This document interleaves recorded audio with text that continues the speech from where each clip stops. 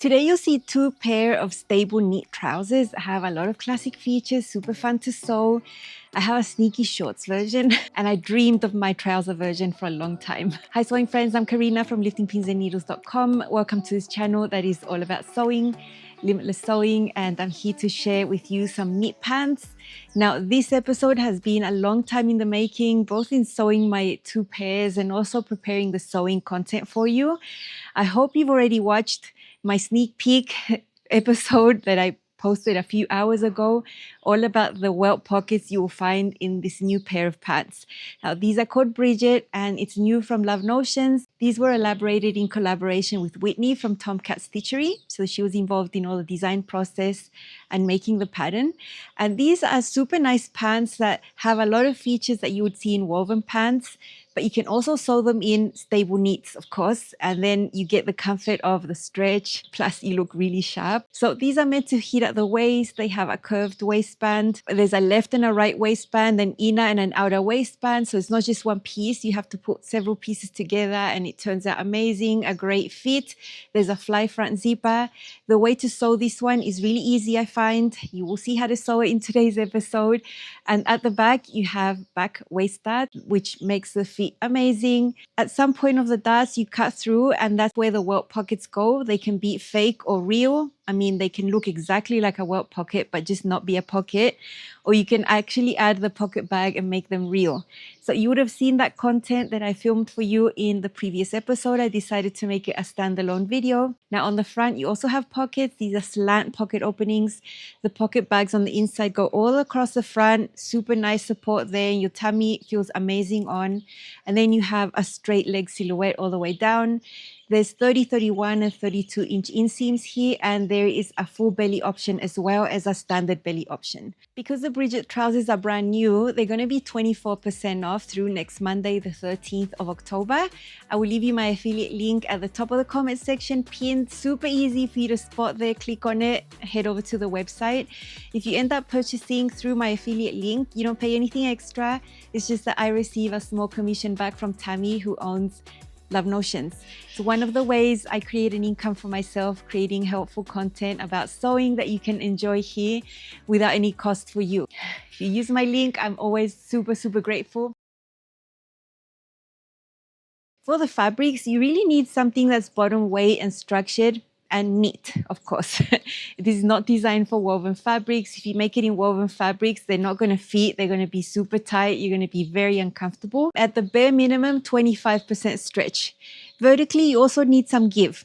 So I wouldn't be happy to sew something with zero vertical stretch as well, just so you can be comfortable when you sit down and the feet of the front and the back crotch look okay as well. The main fabric I think that a lot of people would like to use, and I have actually used as well, is Ponte Roma. I have a preference on the composition that makes Ponte Roma because they're not all the same. So I tend to look for Polyamide, Rayon, spandex blend, or polyester, Rayon, spandex blend. Those are my favorite types because I've sewn others that are pretty stiff and not too soft on the skin. So just make sure you're happy. Ponte Roma is a great choice. You can also use jacquard knit, scuba, interlock, stretch corduroy, Liverpool. Let me show you the Ponte Roma that I chose. Check out this print Ponte Roma. It's so nice. I love this print. I've used it before. It's got a lot of rayon content in here. Rayon, polyester and spandex. It's got a nice amount of stretch. Vertically, it's got less, but it still has some. It's got more give. I'd say it's 10 to 15% vertically. But I know it's going to work for this pattern because it's not super tight and there is some positive ease here. So this is perfect. I chose this one for my test garment and I'm very happy with my fabric choice there. The fabric is so soft, but also super easy to work with and structured. The fabric I chose to make my actual pair of Bridget pants, the long version, is a really heavy knit that I've been holding for years. So that it's made out of polyamide, spandex and rayon. It's pretty heavy. It's heavy. Very heavy but very stretchy, and I always bought them to make a pair of pants like this. I always knew that they were going to be amazing, classic. I don't have a pair of stripy pants like this, and so I was just really excited that the project came along. For this fabric I had in my collection for about 5 years maybe, so I'm very happy. It's just such a nice fabric, stretchy both horizontally and vertically, and just amazing for anything bottom weight. You're not going to see undergarment lines. So I love that. Now, fabrics I would not recommend for this are the lightweights: Rayon spandex, bamboo spandex, modal spandex, ITY, double brush poly, single brush poly. Don't touch those for these pants. Use those for pajama pants, but not for these. You would have a hard time with the zipper, with the pockets. They would not turn out nice. I know that. So just stick to the medium to heavyweight knits and you'll be okay. You need some fusible interfacing. Now I've used two types. For my waistband, I have used tricot knit interfacing that has a little bit of give. But for the welt pocket pieces and the welt pocket section that you need to interface on the legs at the back, I use lightweight non-stretch because I want to suppress the stretch in that section. You need a button. I know some people like bars and hooks, so I'm just using a buttonhole and a button, keeping it simple. You need a 10-inch zipper for the front. You can trim off teeth if it ends up being too long. Something else that you need that's not material is motivation and time.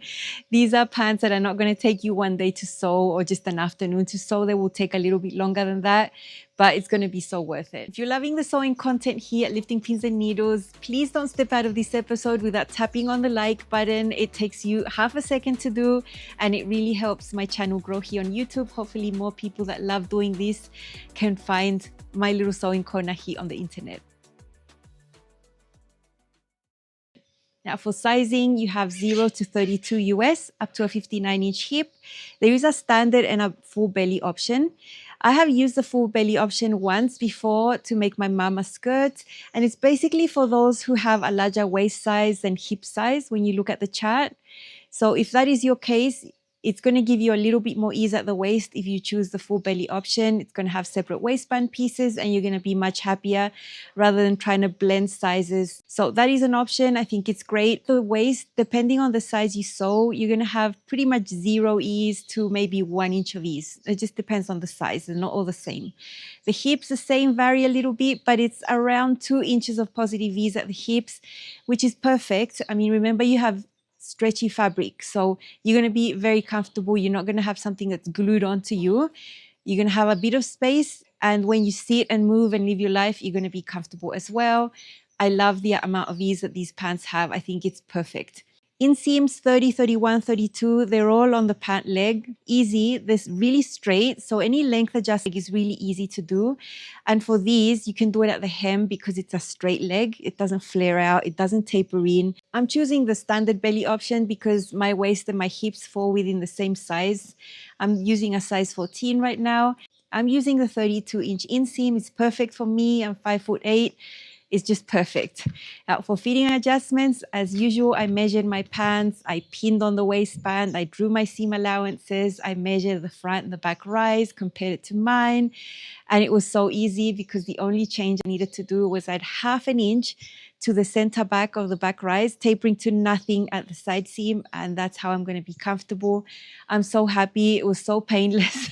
I did my adjustments very quickly so that my test garment was super happy, and then went on to make my final trousers. So just take the time to check your pattern. For this style, you can make a pair of quick shorts just to check the fit, and you'll be much more confident to go ahead and invest the time and materials it takes to make the full length pair. If you're wondering what I'm wearing today, this is my lyric dress from Love Notions. I made this one in 2019, tropical print in a bubble crepe. Such a classic. The bodice fits so well. It's got bust cup sizes and darts and an A-line skirt, a button placket, V neckline. I love it. If you miss a lyric and you like woven dresses, this is a great one to see. Now let's see a lot of the sewing. I am using the sewing machine a lot. Remember, these are a structured knit. There's a lot of techniques that need the sewing machine, so let's see.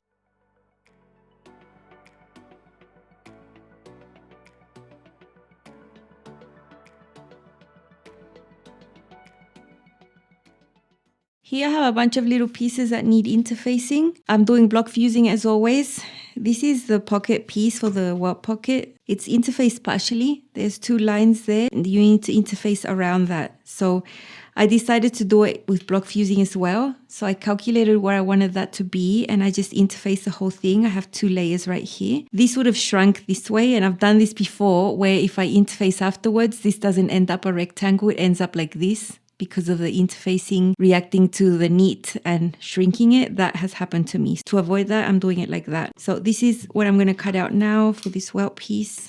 I'm doing a black welt piece to contrast my main fabric, and it's going to let you see the welt pocket. And then I also don't have to worry about matching stripes on a welt pocket, which I don't find entertaining at all.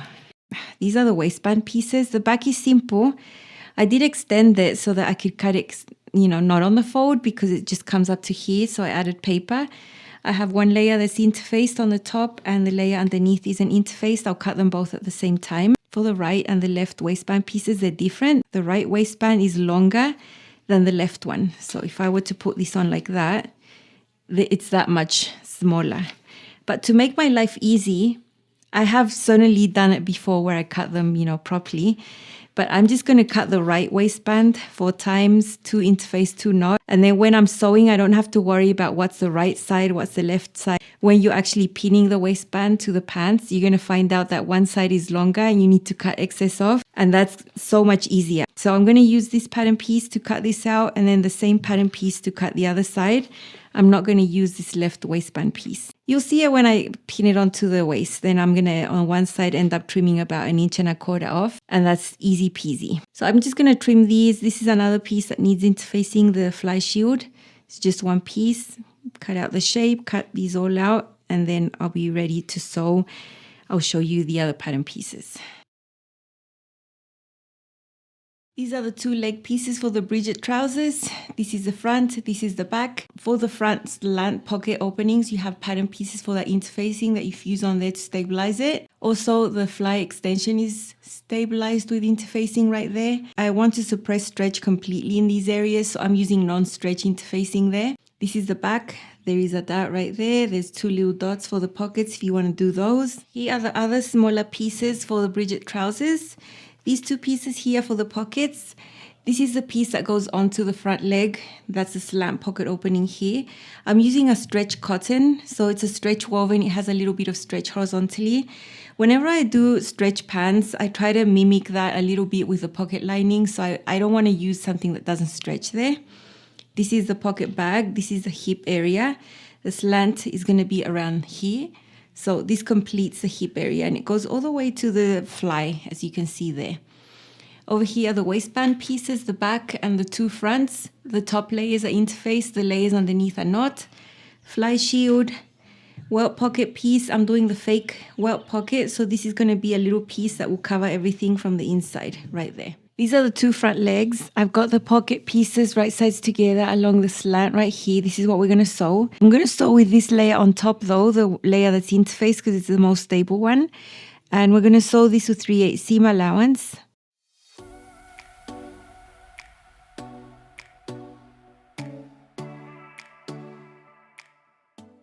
I'm going to extend this and push the seam allowance underneath the print, the pocket piece, and edge stitch right there under stitching.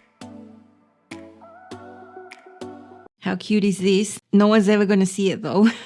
I've given it a good press right there. The understitching is going to keep this colorful piece of fabric on the inside without being seen. And now I'm going to top stitch this. It's optional. I'm going to use a 1/4 inch presser foot to just fix it in place. Now I've put this pocket piece that is from the same fabric behind it. And you can see I've sort of got the stripes to match there. I'm not too concerned about that. That's where the pocket opening is going to go. This is how it looks like on the other side. We need to serge this together and sew it together as well. And then baste the sides and the top.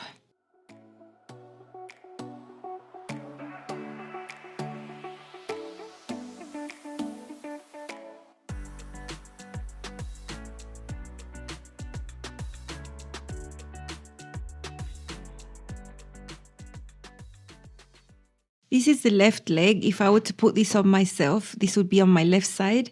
So on this side, from the edge inward, we need to trim away 1.5 inches from the pocket. I have already measured it and marked it with a little pen. So I'm going to go ahead and trim this away. Don't worry about that raw edge because it's going to end up being enclosed like this and covered by this area when we sew in the zipper. So that's going to be behind there and you don't need to worry. I'm going to start this super easy zipper. You can see that the extension here is interfaced. That's on both sides. The left wearer's side was where we trimmed off part of the pocket, as you can see. I have fixed it in place with hand basting just so it doesn't move around and it stays put. This can be removed later. On the other side, the pocket bag goes all the way up to here. And now I have marked my seam line, with a pen so I can see it, but it's marked on the pattern. There's also a dot where you stop. That is where you change and reinforce from basting stitch from the top and then regular stitch all along the front crotch. So at the top, I'm using a longer stitch length.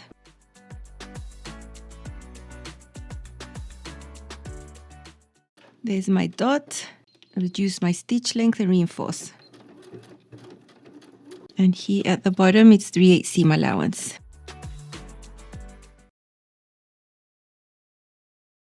One thing I forgot to mention is that before anything, all the edges are serged. Sides here. I've even serged the bottom part right here so it's easy to hem. The inseam all along this section, it's all serged. So I don't have to worry about that now. So that is something that's really helpful. Of course, it's a knit. It's not going to fray. If you want to, you could leave it raw, but it would just look messier on the inside. Now that it's done, I'm going to go ahead and press this open. Like that. Now, some tutorials tell you to snip here. I'm not going to snip. I'm just going to leave it. And then I'm just going to have a little pleat right there, which I prefer than knowing that there's a weak spot that could turn into a hole down the line. So I'll just give this a press. I've put a pin where the dot is, where my basting stitch changed up here to a regular stitch length. I've got this open for now. This is the right wearer's side. This is the left. I've marked it with chalk lightly like that. If I put this on my stomach right now, this is the right side of my body. This is the left. So on the right side is where we're going to sew the zipper first. Here's my zipper. And now we want to take the right side here, just this. So we want to push all the pants away and we just want the right side here. I suggest you make a little mark so it's easier. And then we're going to take our zipper. This is the right side of the zipper because it's got the pull. The wrong side of the zipper is where it's not got the pull. So let's put the wrong side up, the pull touching this. I'm going to scoot this up so that the stop is about 1/8 of an inch above my pin. And I'm going to align the edge of the zipper tape against that seam that we've done. So I can see my seam right there. I know this is black with stripes. It's sort of hard to see. I have lots of tutorials showing you this technique in detail. This is a small refresher. This can be done very quickly. If you practice a lot and do it a few times, you can get this done in a few minutes. So there we have it. Remember the edge of the tape against the seam that we have. The stop of the zipper a little above the pin mark right there. And it doesn't matter if it's got excess, we can always take that off afterwards. I've got my zipper presser full and I've moved the needle to the left here so that I have better access to get close to the zipper teeth. And it's just a simple seam here. Now the next step is to take this and flip it like this so that we can see the right side of the zipper and we have all this folded behind there. And now we need to edge stitch right there. So remember, this is what we've just sewn. All we're doing is taking the zipper and flipping it like this. So we can see the pull, the fold, and I'm going to use my zipper presser foot again. I've just changed it to the other side so I can have better access and I'm going to sew on the edge right there. Okay, so that top stitching is done. You can't see it here, but it has been done. Now we need to take this and just move it. It's going to fall naturally. It's just going to fall on top naturally. There's going to be a little bit of a fold here. Remember, this zipper is not centered. It's not supposed to be behind that seam that we have here. It's supposed to be offset to the side. And for this width of zipper and this width over here of the fly extension, it reaches the edge basically. I don't see extra extension here like I see on this side. That's normal. That's fine. We just need to grab this as it is and just hold on to this without the pants, without the legs getting in the way. And now I'm just going to put a few pins here and I'm going to do another stitch. So now we're going to sew on the other side of the zipper tape because we had sewn on this side before. Now we're going to sew on that side. And I'm going to move my needle to the left here so I can get close to the teeth. That's how this looks like on this other side. I might come in here and try to remove some of that interfacing that's not needed right there, just because I know I'm going to see it and it's going to disturb me. You can't see it right here, but that little bit you will be able to see it. Anyway, let's turn this to this side. Ignore that basting stitch, that pink basting stitch that's holding the pocket there. That doesn't upset you still. I'm going to poke a pin through here where the reinforcement is, just so I can see it from this side. And put a pin again so I can see it's right there. So this is now the left wearer side. When I put this on my body, this is on the left. This is where men's jeans usually have the top stitching and lots of women's jeans like this. I prefer it like that. It's how I do it all the time. So that's what's normal to me. I don't really care about doing it to the right side. So I like this. This is how the instructions are and what I like. So over here, I'm just going to touch and feel where the zipper teeth are. I'm going to sort of measure to see that I'm catching the zipper tape here. And I'm going to mark a line, super, super neat and curve there. And then we're going to top stitch that. It's going to hold it in place. So I was able to match my stripes here. It's hard to see, but between these two is where the seam is right there. So it's basically non-perceivable. I measured and figured out I wanted to sew right against that white line from the stripe. So I didn't film it because you wouldn't even see it anyway, but my stitching is right along the line in a black thread. So it's basically invisible. I'm catching the zipper tape underneath. I was doing it with a zipper presser foot. I went down here. I could touch where the stop is right here. So I made a mark to sew about 1/4 of an inch below the zipper stop at the back. So that's where the curve is. And then I finished right there. And that catches all of this right here. I don't actually have space with this zipper tape to do a second row. I wouldn't want to do a second row. So that is enough for me. Now you see, I didn't need to trim anything. I didn't need to snip. I'm fine with that fold being here without this being open. You know, if I would have snipped the seam allowance, then this would be over here.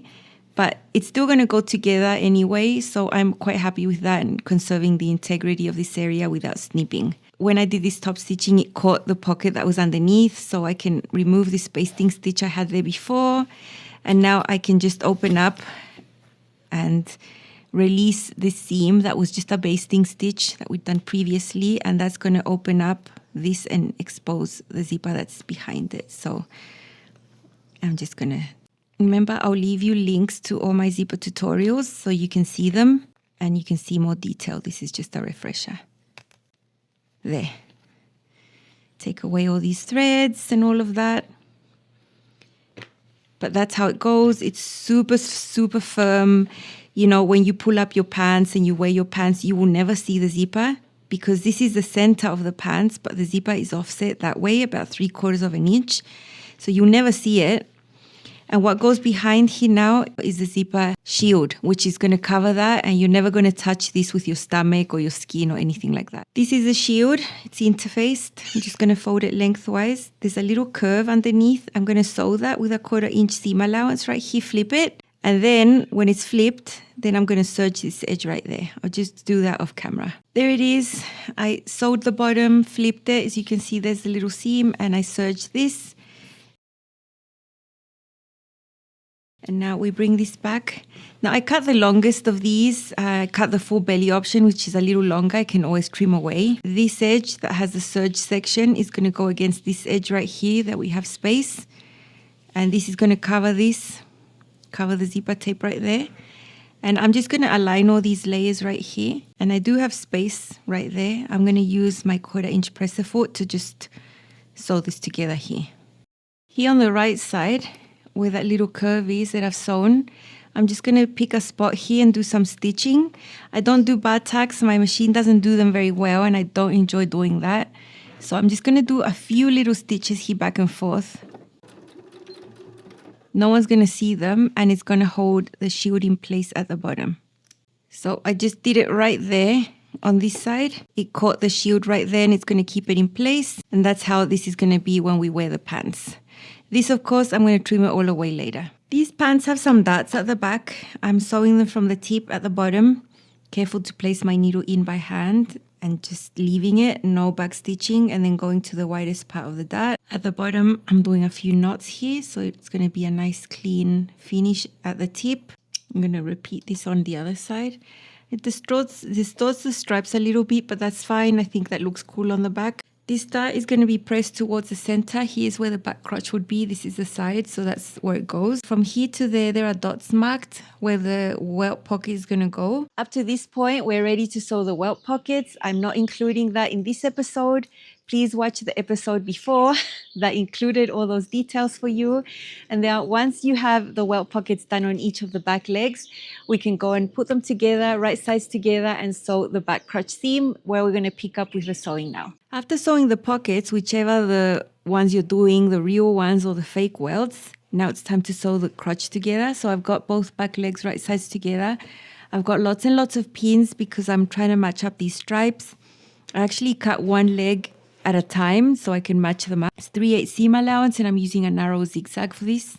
This is how it looks like on the other side. I think the stripes look beautiful. Look at this. So nice. If this weren't matching, I would not be happy. So I'm pretty happy with that. The welt pockets look really cool. So at this point, we have the back and the front all done. Put my back leg on the table. Remember, I have serged everything, the inseam edges, side seams, everything's done. So I don't need to worry about that. I've matched up the stripes. And we had already done the front, the zipper, the pockets, all of that. So now it's very, very simple seams that are super straight. I'm going to start by matching up the inseams and I'm going to sew that first. Then I'm going to match the side seams, sew that all the way down. I'm going to do that off camera. That's very simple pant construction for this type where you sew the back all together, then you sew the back all together, and then you just put it all right on top of each other. I'll be back for the waistband. Here I have all the waistband pieces. These are the ones that are going to be on the inside. They're not interfaced. These are the outer layers. Those are the ones interfaced. The back here and the two fronts. All of these have little lines here, so it's easy for you to match it up correctly and you don't end up matching up the ones that go in the center. Now, because I cut my front waistbands the same using the pattern piece for the right, it's the longest piece. It's so much easier. I don't have to worry about left and right and nothing like that. It's just going to be one whole waistband. When I pin it on after it's all assembled, I'm going to have one side that's longer that I'm just going to have to trim away on the left, and it's going to be so much easier. So remember, there are lines here that you match up. So we have 4 little seams right there, 3/8 seam allowance. I'm going to go ahead and sew that. Little seams are all magically sewn. This is the top layer that's interfaced. I have the bottom one already sewn as well. Pressed open. I've got them right sides together and it should look like a smiley face right here. We're going to sew the top part of the smiley face. If you were to measure this from there to there, it would be shorter than the bottom one. This bottom edge is the one that's going to be sewn to the pants. So it's this that we want to sew with 3/8 and then understitch. There's the seam. Now I'm going to open it up, push the seam allowance underneath the inner waistband, the one that's not interfaced, and sew on the edge there.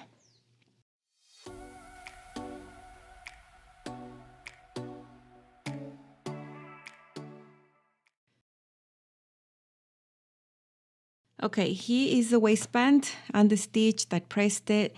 Now this inner waistband, in the instructions it mentions to fold up by 3/8 of an inch. This fabric presses really badly, it's not going to hold a memory crease, and plus I'm thinking about the bulk.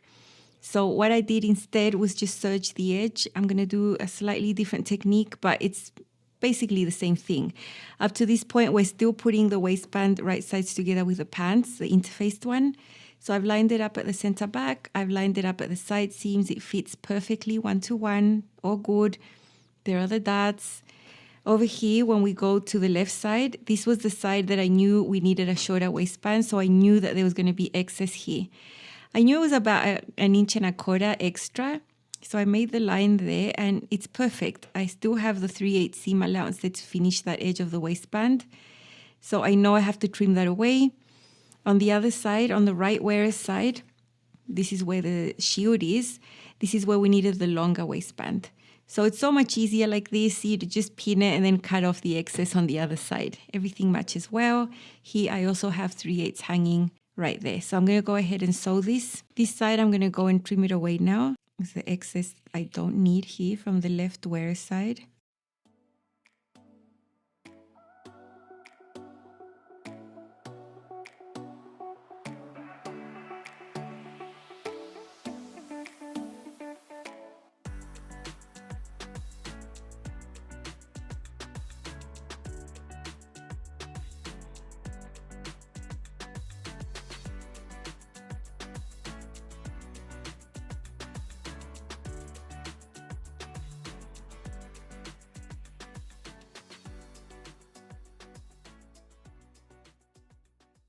Now that this is sewn, we're just going to take this waistband and sew this little bit on the side. Because I have serged mine, I'm only going to fold it up here on this little bit. But then the rest is just going to keep being extended.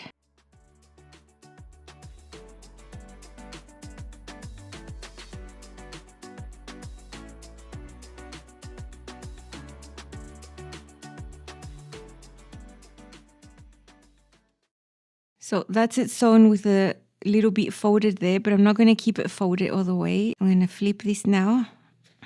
And so right here on the edge, it's going to be folded. I'll keep it like that just for a little bit, but then it's going to be extended like that.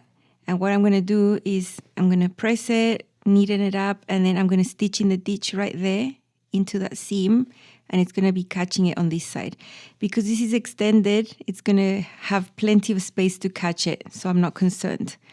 So that's how I'm going to do it. I'm going to finish the other side the same.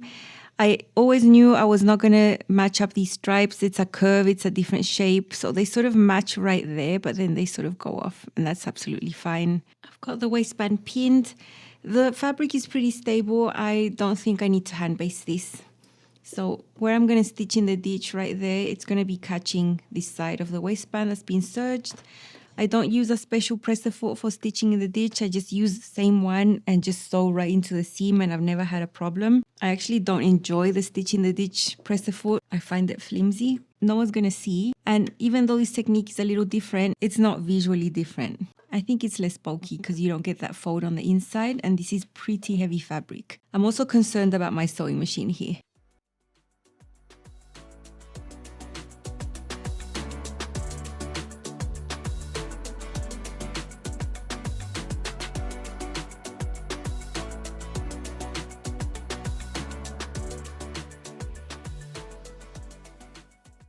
After you saw me sewing the waistband, I felt I was basically done. All I had to do was a buttonhole and a button.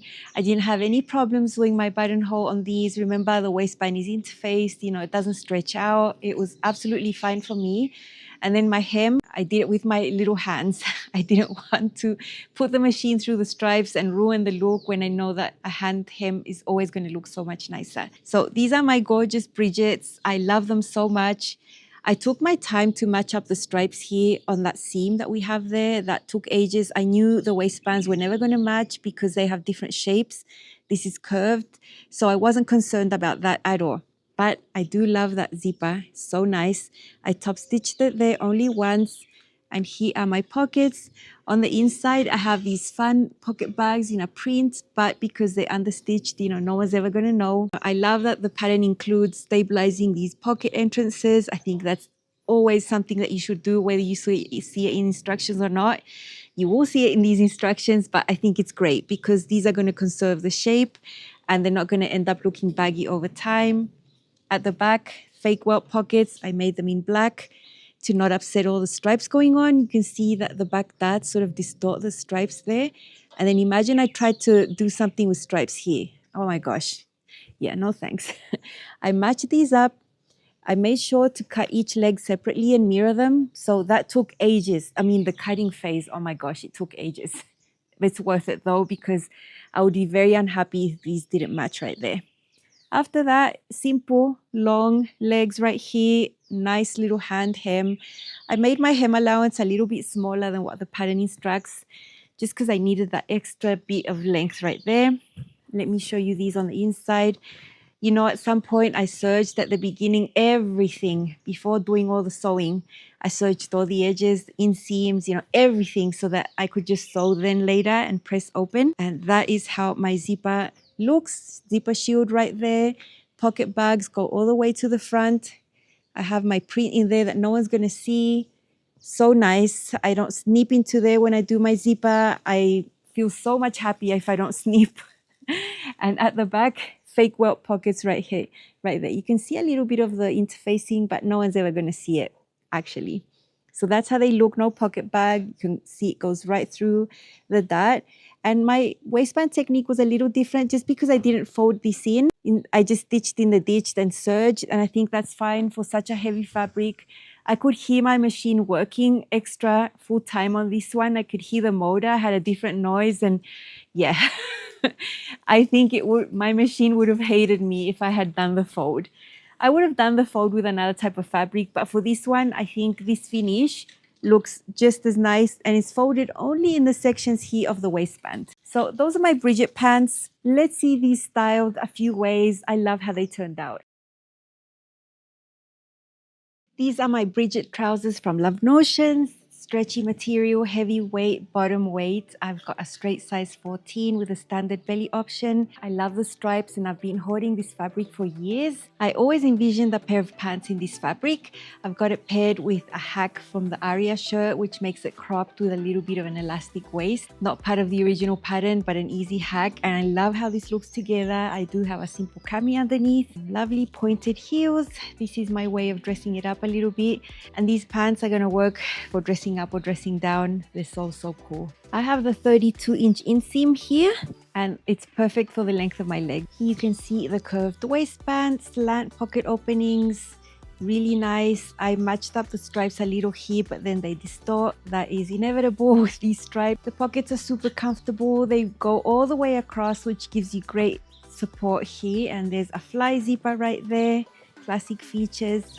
At the back, we have some welt pockets and some darts. I think the fit is super good. I have fake welt pockets here, no pocket bag. And check out these stripes up close. I really love them. For the front rise, I left it as is. Fits me perfect. For the back, I added just half an inch at the center back, tapering to nothing at the side seams. That was my only fitting adjustment for the Bridget trousers. They turned out exactly like I hoped they would. They're so good. They've got all the classic features, but all the comfort of knit. And they were a fun sew. I love sewing details like pockets in the front and the back. Because the fly front zipper, I always love doing that as well.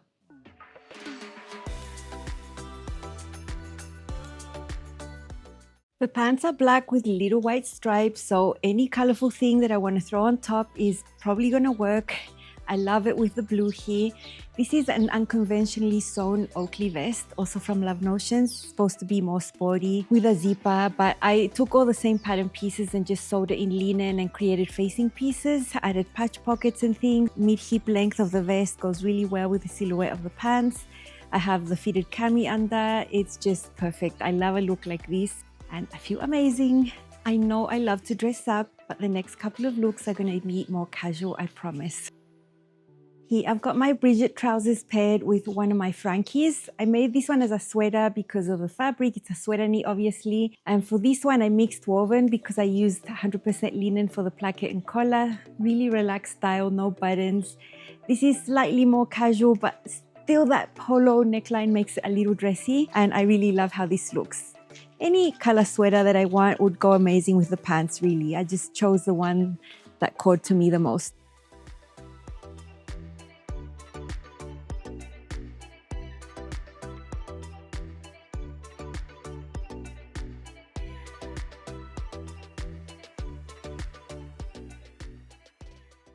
Okay, here are the Bridget, styled very casually with white sneakers. I've got the same cami underneath and my sleeveless bluegrass denim shirt on top as a light layer. Love this, super casual, but still like I made an effort. I've made the outfit a little fun by adding a dark green bag just to bring it something different, not to keep it all in the same tones.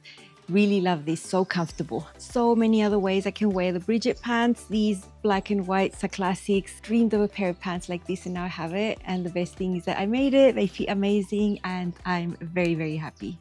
Very satisfied. Or whatever time it took to make them was 100% worth it.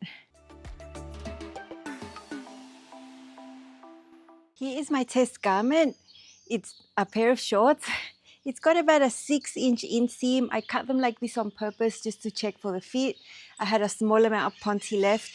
I wasn't going to be too upset if they didn't work for me, but they ended up being super wearable, so I actually went in there and finished them properly.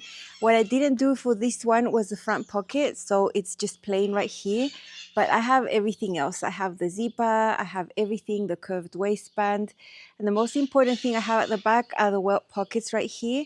I managed to find the linen that matched the blue right here, so I'm happy with that. It was so much easier to work with the linen, the welt pieces, everything, compared to the knit version I sewed.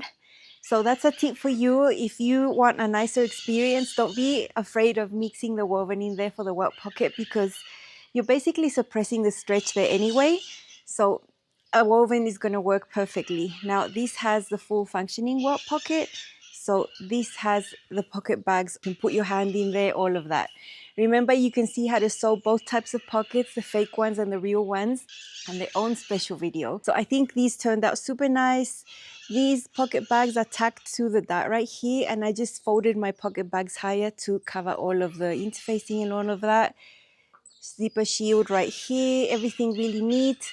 I love how these turned out. I think they're super pretty. The sewing construction of these is just so familiar to me, so I really enjoyed the whole process. And once I figured out that these fit and I was able to go in there and finish them properly, I was very excited because these turned out a super cute pair of shorts. You might recognize the fabric from something I made recently. So I get a little set and I'm super happy. Here are my sneaky Bridget shorts. These were actually my test garment, just checking for fit, and they turned out wearable, so I went ahead and finished them completely, size 14. I cut them with a 7-inch inseam, but then used 1-inch hem allowance, so it actually turned out about 6 inches. That's how it looks like for my height. I really like these. They don't hug my thighs, so I think that's okay. This is the slimmest type of short I'm happy with. Have a cami tucked in, and my blue Oakley vest I made last year. I think the colors mesh really well here. And actually, the leftovers from this Oakley vest is what I used to do the welt pockets in this one. These have the real welt pockets. The only thing these don't have are the front pockets. So everything's plain here. I have no pockets. These shorts can be whatever you want them to be. I like them semi-dressed up like this with a vest and the tiny, tiny heels there on the sandals. I think they look really cute. But I could also dress them down and wear them really casually. Love the color, love the feel of these, the comfort of this Ponte. It's so soft, so good.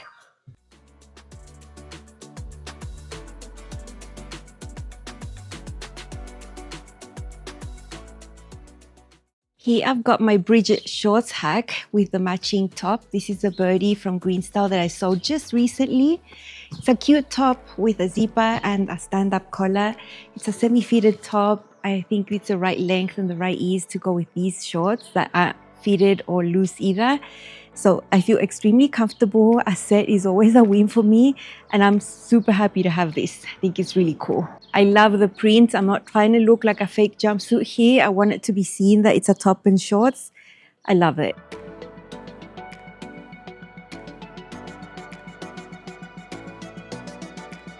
You saw the same combination with my long stripe Bridget trousers. This time they work perfectly with my shorts as well.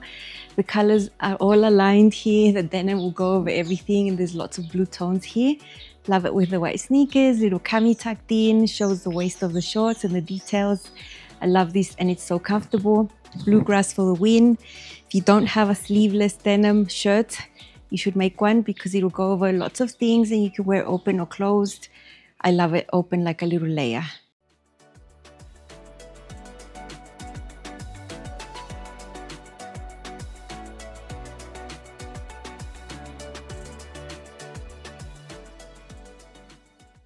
Another fun casual look. You know, I hadn't paired this with anything black, just a plain black top.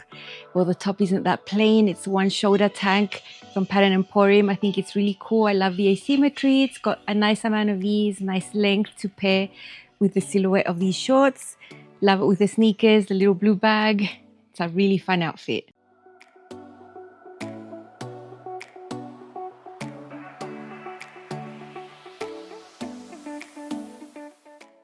I'm so happy with the Bridget trousers. I think the fit is spot on. There's nothing I would criticize about these. I love how they look, everything. All the classic features are there, but with the comfort of the knit, you know, there's nothing better. My stripy version, a dream. My Ponte shorts version, also super cool, and I know I'm really going to enjoy them. Don't forget that they're on sale through next Monday the 13th. All the information in the description box and the comment section. Thank you so much for joining me today, and I'll see you again very soon with more helpful content here at Lifting Pins and Needles.